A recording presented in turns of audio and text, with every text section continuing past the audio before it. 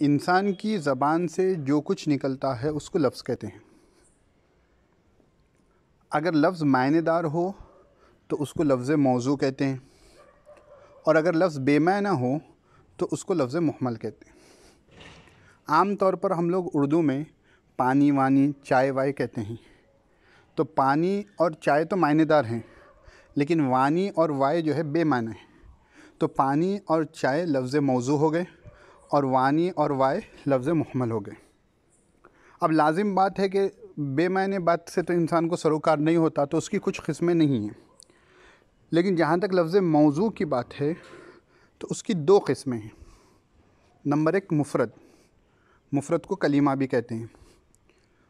मुफ़रद की तारीफ़ ये है कि वो एक अकेला लफ्ज़ है। एक अकेले लफ्ज़ को मुफ़रद कहते हैं, इंग्लिश में कह लीजिए वर्ड। और मुरक्कब जो है, जो दो या दो से ज़्यादा कलीमों से मिलकर बने। इसके बाद मुफ़रद को क्योंकि कलीमा कहते हैं और आम तौर पर किताबों में ये कलीमे से ही जाना जाता है। कलीमे की तीन किस्में हैं, इस्म, फ़ेल और हर्फ।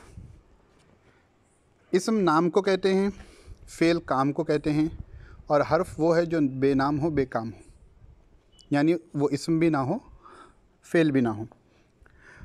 अब इस्म और फ़ेल में दो सिमिलैरिटीज़ है। इस्म और फ़ेल अपना मायना ख़ुद बताते हैं। जी हाँ, इस्म भी अपना मायना ख़ुद बताता है और फ़ेल भी अपना मायना ख़ुद बताता है। अब दोनों में फ़र्क करने वाली चीज़ ये है कि इस्म में ज़माना नहीं पाया जाता और फ़ेल में ज़माना पाया जाता है। यानी काम जो होगा वो या तो माज़ी में होगा, या हाल में होगा, या मुस्तक़बिल में होगा। लेकिन जो नाम होता है उसमें ज़माने की क़ैद नहीं होती। मैंने खाना खाया, मैं खाना खा रहा हूँ, मैं खाना खाऊंगा।